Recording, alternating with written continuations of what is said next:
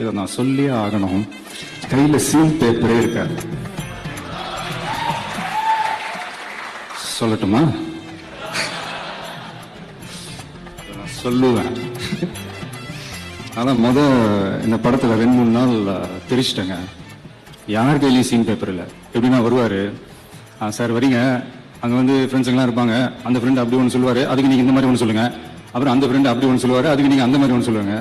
நான் வந்து என்ன எந்த மாதிரி இந்த மாதிரி அந்த மாதிரி எந்த மாதிரி சொல்றேன். நானும் வெறியாகி மன உளைச்சுக்கு ஆளாயிட்டேன்.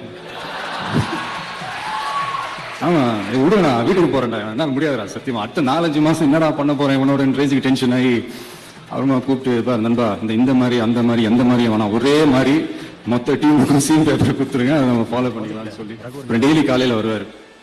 Sir seen paper, sir seen paper. ஓட்டுறானா கிண்டல் பண்றானா.